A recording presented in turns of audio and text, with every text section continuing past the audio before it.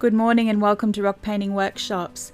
Today I am going to be painting this island style rock with you, and I've got my colours off to the left here. I've got some clean water and my paint brushes, and I'm going to show you how to layer this rock up. So let's get started.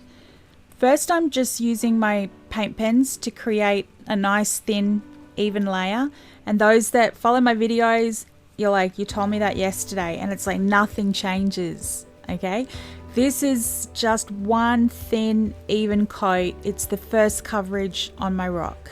Okay, I'm just letting that dry. You can see how I color it in. I don't try and do it too thick. I don't go too fast, as in when I'm saying too thick too fast is some people like the final coverage in the very beginning. So you can see look at the brown now, and you can see how some of it has soaked into the rock. So what a lot of people do is they go really thick to stop that happening in the first coverage, and that can lead to all sorts of different problems, which we'll cover. But you can see I just do that nice thin even layer and I let it dry. So by the time I have finished all the colors of the rock, the first colors will be dry enough for me to go and do the second coat. Now the reason, I can shake that up a little bit more. So you can see there on the yellow, you can see it's a little bit watery. It's not coming out, that's better. It wasn't coming out with the coverage that it should. Yellow and white, always you're going to have a little bit of problem with paint pens. It's just the pigment, that the way it mixes with the binder. But you can see there's a lot of difference between what I had and what I had after I shook up the paint pen. Isn't it crazy when I'm trying to think of 1,000 things at once to tell you, and then it's like, oh look, next thing to tell you. So just going back to why you would do a nice thin even layer is if you go and it's too thick, the top of the paint will dry, okay? But underneath where the paint touches the rock, it's still a little bit wet in there. Okay, so it's drying quicker on the outside than it is on the inside, and when that happens it leads to cracking.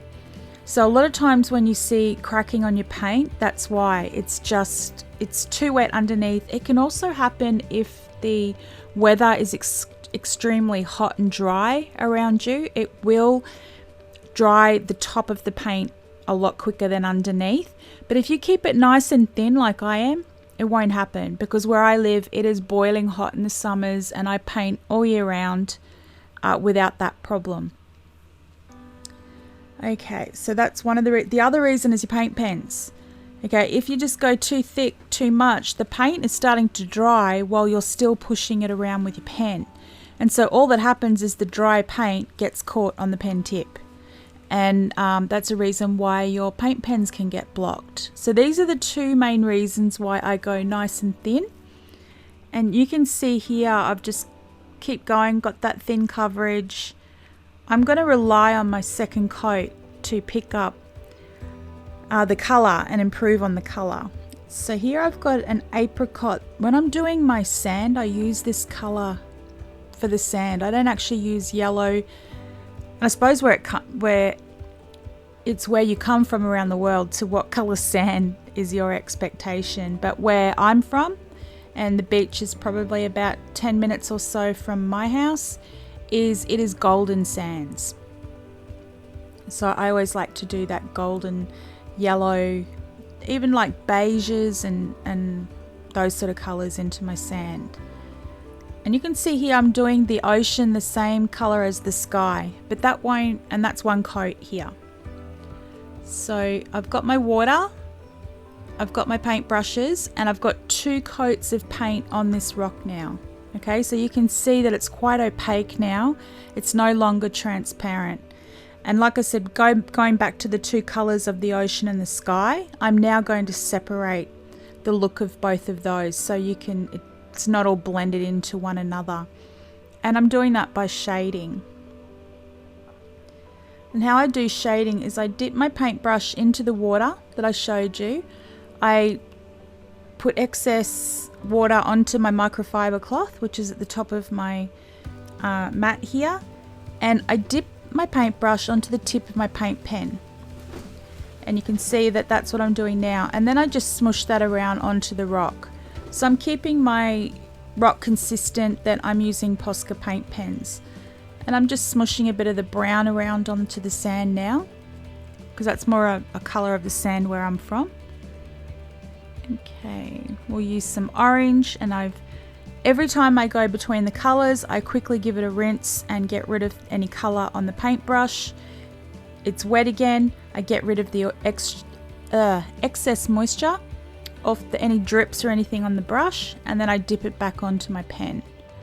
And here you can see it's quite a little bit wet this time. I didn't get rid of enough of the excess, but that's okay. I'm just going to smush it around, let the brush absorb it up a bit, and just pop that onto the microfiber.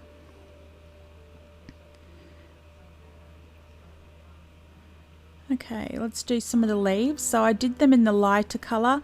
Usually when I'm shading, I will use the lighter colour as my base, as my colours, and I will use the darker shade to come in and do all the shading and create the shadows, and gives it that real point of interest. Okay.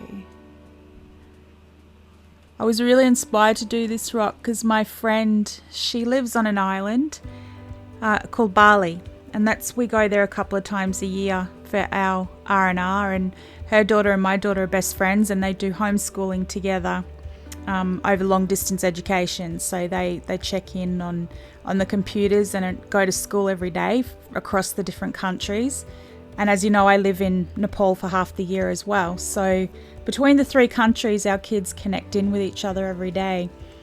And, you know, with COVID and what's happening, and we can't travel at the moment, and she's on the island because they live there full time. And we are in Australia. And so I'm seeing lots of her posts of deserted tropical islands and different things that she's doing and getting around and meeting new people and things like that. And I'm not going to say I'm jealous, but I am very envious of the photos that she's sending. They just look really awesome. So I'm really excited when it's safe to do so, that we're back and traveling and we can get across to the islands. You can see here I've just grabbed my black fine line pen, and I'm just creating the outlines onto my rock. And before I do this, just make sure that all the colour on your rock is dry, because when wet colour meets wet colour, the first thing it's going to do is smear out, okay? So that's anything when wet meets wet. So if this wasn't dry, it would just start bleeding across the rock. And I'm not doing very good at keeping in the lines today, but that's okay. I'll make something up as I go along. You'll just find your own style as you're colouring rocks. You know, I find that I'm quite a messy artist, and that comes from how I create my canvases as well. And that style carries on over across when I do pictures on rocks, on how I create. And then some people, you know, would be so neat and precise and every line sort of matches up. So don't be afraid just to express your natural way of creating. It might not be that messy way that I do it. Or work upside down like that and turn it around.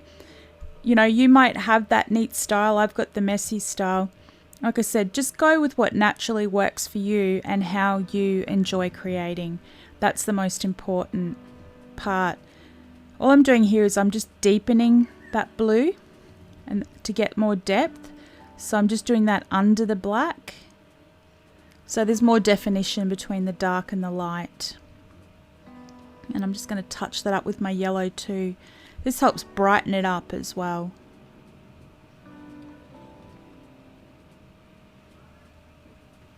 Yeah. That's if you think the line's too harsh, just pop your brush on it and blend it across.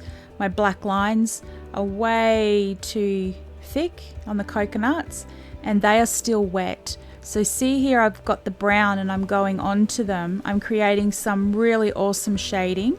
It's taking it into a really deep brown, but you can see how the wet black and the brown have blended. So I would dip that paint pen into water and I will wipe that across my microfiber cloth to make sure there's no black on the tip of my brown pen. Oh, another black pen. Give it a little squiggle on Bert, make sure it's working. Yep. So never do that on your rock. See, I just pushed it down to get the flow happening and just to check if it was okay. And I pushed the nib down, which releases the black paint. So you don't want to be doing that on your rock, like right now when it's just about finished. And that's why I have Bert off to my right there. He's my test rock. So I test all my pens on him. And the white pen I'm just using for highlights and adding some sparkle. Little bits of where the light's reflecting on the rock. And that's it. Just creating a nice, it might be still a little bit wet, that's okay. That worked. Okay, so we're creating island style today. Pop across to our Facebook and show us the island style rocks that you created. I can't wait to see them.